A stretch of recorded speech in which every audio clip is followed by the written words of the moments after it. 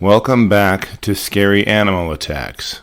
Today's episode takes us to the exotic Mexican shore of the Marriott Resort in Puerto Vallarta. The sun-drenching sands spread along the lapping waves comfort visitors, while the palm trees provide shade. Most visitors empty their minds of worry as the time slows down and their cares and fears slip away like the tide. There is little crime for vacationers and very little danger from anything else most of the time. Kiana Himmell was planning on starting college in the coming fall and was spending a short rest between finishing high school and starting college. The date was July 28th of 2021, and the day had slipped away along with the heat. It was approaching midnight, and Kiana and her friend decided to take a dip in the ocean beside their resort. The moonglow danced on the wave crests as they walked down the beach together. The girls pranced and played in the waves as the cool water churned around them. They had the beach to themselves and were making some amazing memories together. As they climbed out of the water and were standing on the beach, they began talking about the day's events and how much fun they'd had. Neither of the girls noticed a very quiet hunter closing in on them from the waves. A very large, 12-foot-long American crocodile had been swimming toward them as they were making noise, attracting its interest. Since they were focused on each other, they didn't notice the sleek predator getting closer and closer. Kiana was standing with her back toward the water and looking at her friend while they chatted. The crocodile slowly emerged from the water and silently crept toward her until just a few feet away.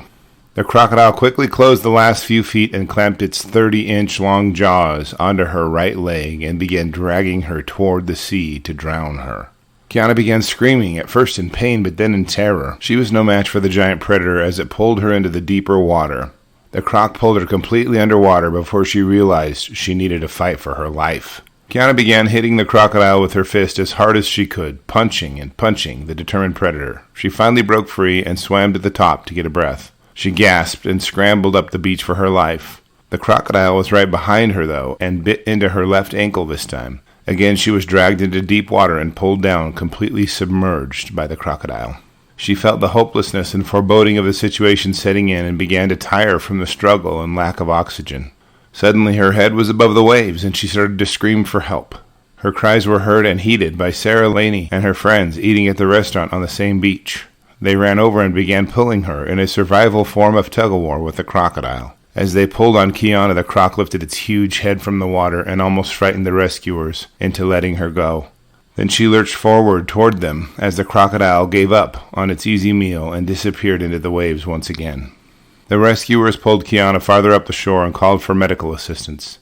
Kiana was crying and demanding to get her an ambulance over and over and over. Both of her legs were deeply gashed and bruised. She was terrified, but she was alive. She begged her comforters to let her use a phone, and they obliged. She called her mother, who immediately hopped a plane to be with her daughter.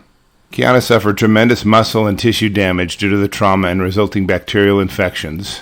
Kiana couldn't walk as a temporary result of the attack due to the tissue damage, but she didn't lose any limbs from the attack.